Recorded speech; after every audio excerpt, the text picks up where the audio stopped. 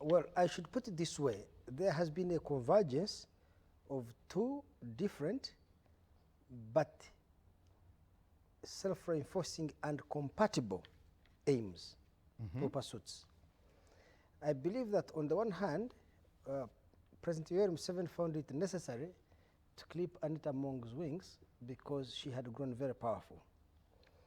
On the other hand, okay, let me put it this way. President Yoweri Museveni found it necessary and was seeking to clip Anita Mong's wings because she had amassed a lot of power and influence within both NRM and the government that I suspect, this is me second reading Museveni, he felt she was going to pose a threat to his power over time.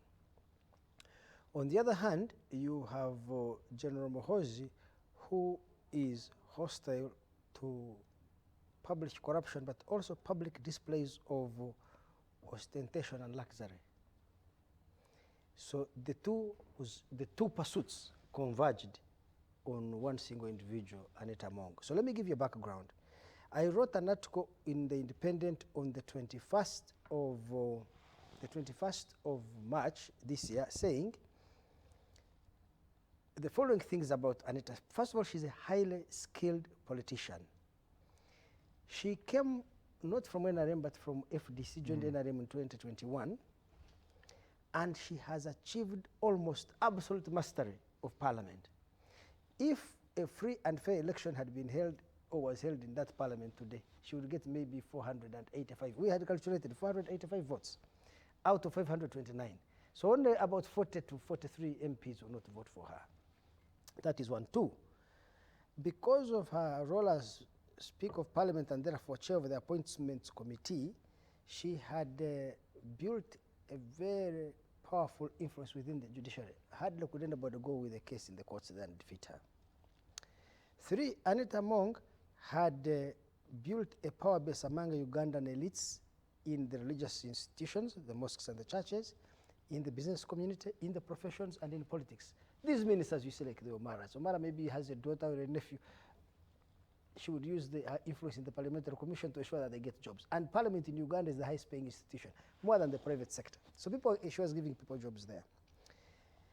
And critically, she joins NRM in 2021, and in 2025, 5 years later, she decides to run for vice chairperson, national vice chairperson of NRM women on the women's ticket against Kadaga.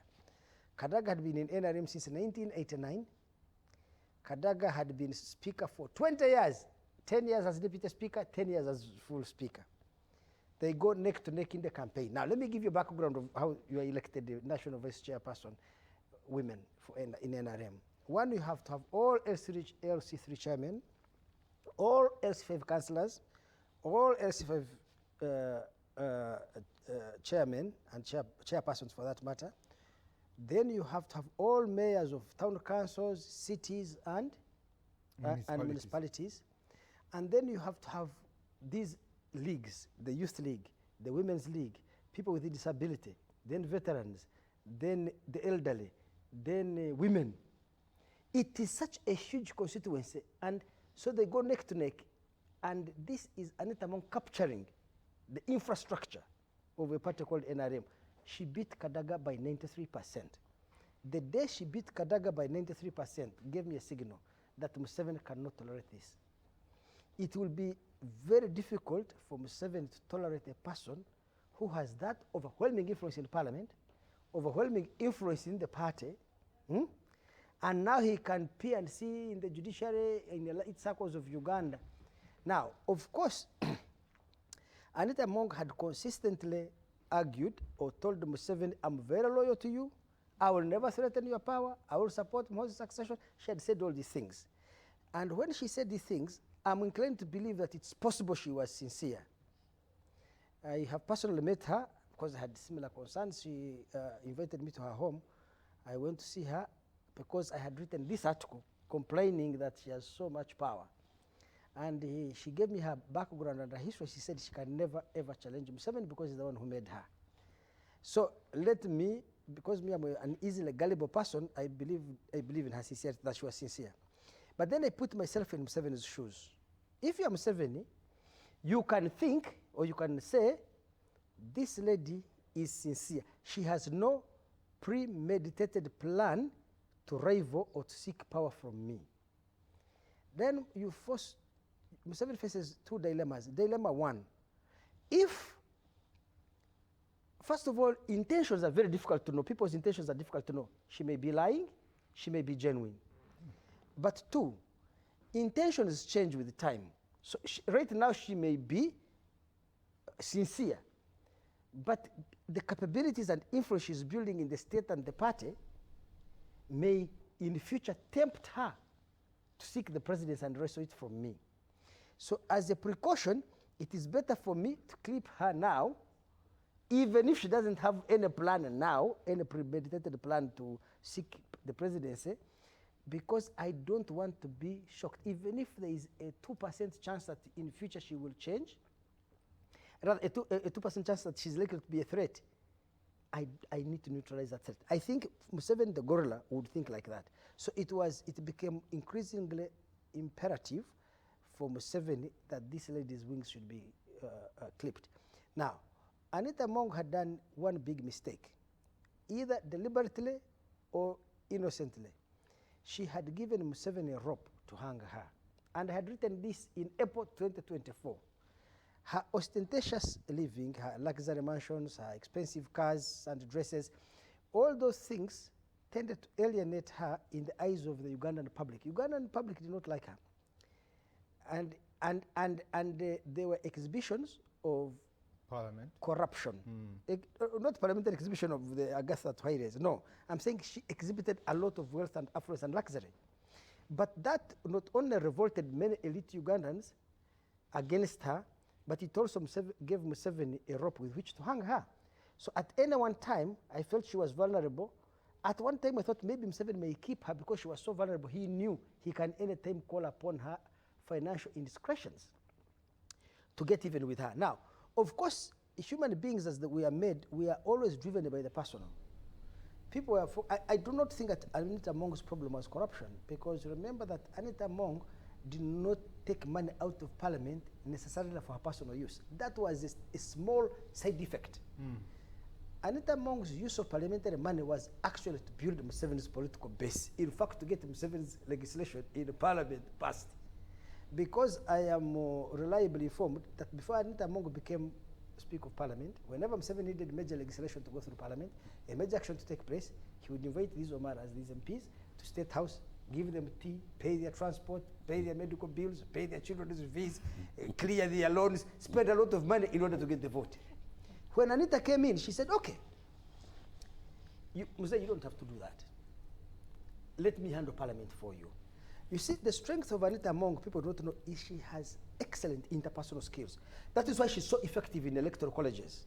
And she may not be effective in a presidential campaign where you are elected by anonymous people.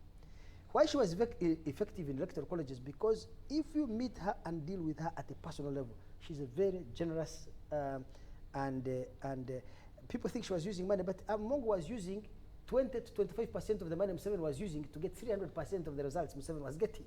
Museveni was spending a lot of money and getting, like in this election on Olanya. Olanya got 55% of the vote as speaker. But for her, she would use less money and get bigger results. So she would get more for less, or from less. So again, that was another signal to Museveni that this is a ferocious political animal. I have friends that tell, I think that of all the politicians Uganda has produced in the last 40 years of Museveni, I would put her among the top 5. Museveni being number 1 without a doubt, but I would put her among the top 5 because she had the skill to win over people by sheer force of her personality more than her money. Because money cannot be effective if you are rude to people. And so she knew how to. I have a young friend, he was the mayor of Hoima. He was telling me the other day, he lost an election, and this election, somebody defeated him. But she picked the phone and called him and said, I am to empathize or sympathize with him. People who reach out to people like that in such a moment when you have lost an election, the whole speaker, powerful, she's calling a small mayor in a mayor, rather than Hoima. I don't know how many people she called and won. That can win you more money than any millions of shillings. I rather can win you more support, more attraction than any money you can spend. So she knew how to touch people and make them feel connected to her. And that political strength is what threatened, terrified Museveni. But when you look at everything that has happened, what's the intended end in mind? So I told you that there is a convergence. I told you there is a convergence of two different but compatible pursuits. Museveni's pursuit of removing a potential rival. Remember, I'm not using the word rival because she was not his rival. A potential rival out of the political ring. And General Muhoozi's pursuit of sending a signal that please, when you are in a public office, do not abuse public funds and do not exhibit ostentatious living. What's the relationship between NRM and PLU? PLU is an ally of the NRM. PLU is a pressure group or a political movement that emerged from very many Ugandans who want to see a transition in the country and who believe in the leadership of General Muhoozi Kainerugaba. So it is a movement that was born out of support for an individual rather than an ideology, and it is because people think that he has exhibited a high sense of public spiritedness. You've never had him involved in business deals. You've never had him live ostentatiously. He wears simple clothes. He leads by example. He was, when he went as CDF to UPDF, he has cleaned up the Ministry of Defense of corruption. He has projects that had failed for decades. He has, in just 2 years now, he's finishing a UPDF headquarters, finishing the UPDF hospital. He's done so many, they're beginning to build barracks because UPDF soldiers have been living in Mama Ingia Pole, you know, these grass-thatched huts. Now they're beginning to build serious barracks for them. So Ugandans know that this is a very serious person who insists on performance management and accountability for results. You see, last time I was here, I told you guys the government of Uganda has a system of accountability based on procedures. Yet you need accountability for results, and Muhoozi is result-oriented. So within NRM, there is a large constituency of people who want to see improvement in the quality of governance, improvement in the effectiveness and efficiency of the state at delivering public goods and services, and they see that in Muhoozi, and that is how PLU was born. We'll come back to that, especially some things you've said about the general there. We've been joined by the Honorable Norbert Mao. Thank you very much for coming. I introduced you. But I should say, my grandson, Norbert Mao, came late. Now, this shows that you did not learn the lessons me as your grandfather taught you. So you are supposed to pay a fine of 2 million shillings only. And I am the one. No, now we deal with dollars.